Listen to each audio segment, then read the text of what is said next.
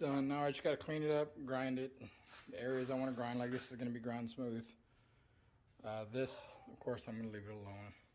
Looks fine. I just have some stuff I gotta blend in, knock off some of the BBs, fill in some spots where I lost my gas.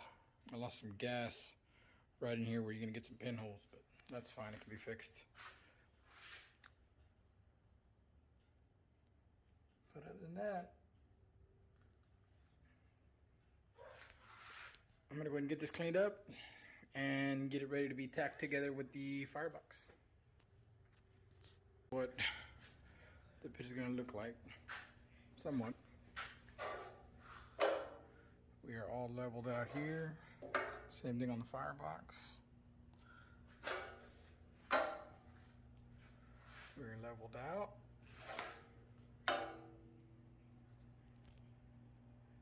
And leveled out. So I'm gonna go ahead and tack this up. I normally put this right on the bottom. It's just for added support. Do you really need it? Do you have to have it? No, it's just a habit of mine that I put this 90 on the very bottom. It's just for added support. But let's get this tacked up and get it welded out.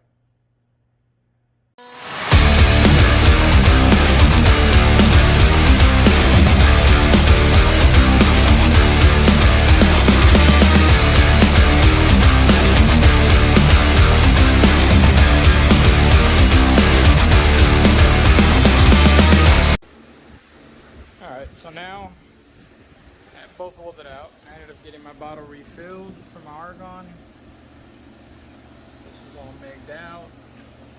All the backside is migged out already. Now we're just gonna lift it up. We'll set it on top of this cart. It'll be much easier to move around, maneuver to where I need it. And then we will start with laying out where the doors are gonna be and moving on to the next step.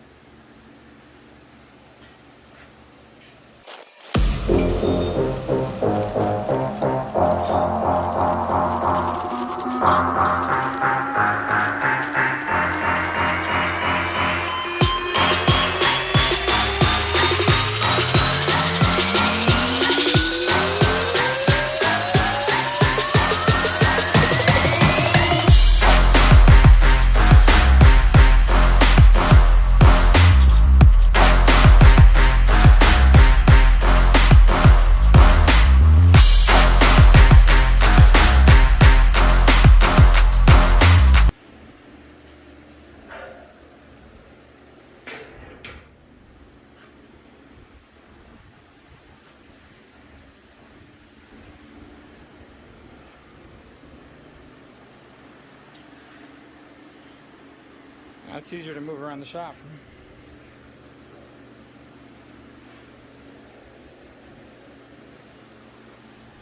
I finished getting it leveled off, get it all welded out right here. And what I did here on these, was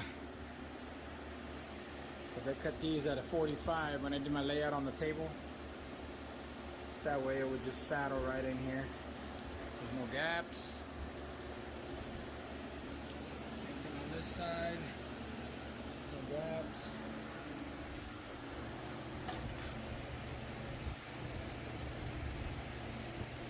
It's pretty good. Alright, so we got everything leveled off.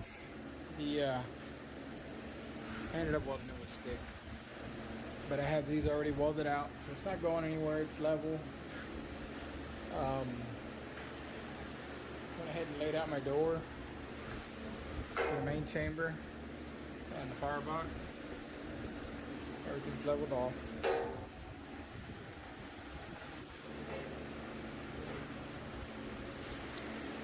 Little hint, the helpful tip that works for me, since we had already kind of laid out where our door was going to be at. That's why we didn't weld from here this way. And we stopped here. This is where I wanted the door to be. So measure from one side your distance. In this case it was 3.5 inches. And then measure to your next point. Don't just go back from the back side. If something was wasn't square in any way. You could have a door that's wider at the top, closed at the bottom, or vice versa. So just start on this end or the other end, it's up to you, but pull both measurements from that end.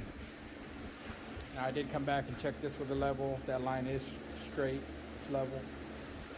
Then I came back through and we're doing the grill a little bit lower just because I want to have a second rack that'll probably be, that grill is going to be sitting right in here, and I want to have a second rack somewhere around this area, only a halfway rack to put corn, vegetables, whatever you want out there, sausage.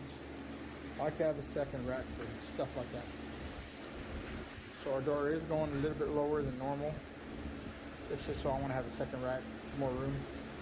And same thing on the firebox. I pulled from one end and pulled my measurement. Same thing, I had a level, marked my level. You don't always want to go with measuring down and measuring down, because especially when you have this much weld,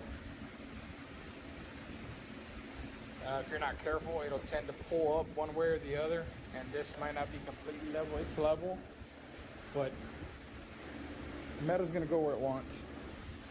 Sometimes you have to fight it. That's just the way it is. So what I do, because the same thing on the inside, when I put the angle iron where the grill's going to sit, I'm going to use the level. So I want the door to match the grill. I want everything to match. I want everything to be level. So I use the level for a lot of stuff.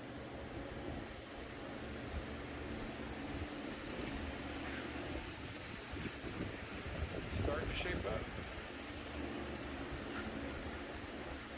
So I have another note, I have a lot of people tell me, oh man, I can't do that stuff, I don't have a torch. You don't necessarily need a torch. Depending on what you're going to be cutting. I mean, if it's really thick, of course it helps to have a torch or a plasma cutter, but a cutting disc. Yeah, it takes a little bit longer than the torch, but there's pros and cons with everything. With the torch, it's faster, but if you're not very good with the torch, you're gonna have a lot of grinding to do to clean up the slag that you're leaving, to clean up the cuts. With a cutting disc, it is gonna be straight, and it's gonna take longer, but once you're done cutting it, you don't have to grind anything up. You just knock the burrs off the sharp edges, and you're good to go.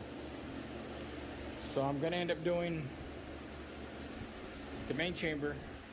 Just to prove a point, I'm going to cut the main chamber doors with a cutting disc, and I'm going to cut the firebox with a torch. Just to show that you don't have to have a torch or a plasma cutter.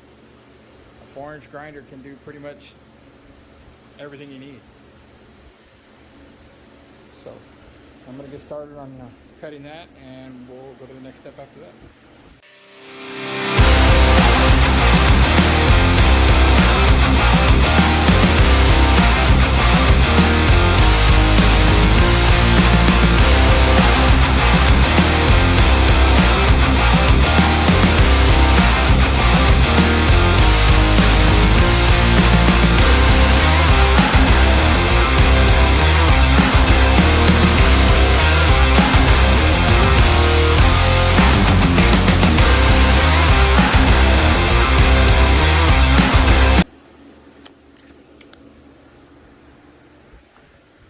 So this is the one that we cut with a cutting disc.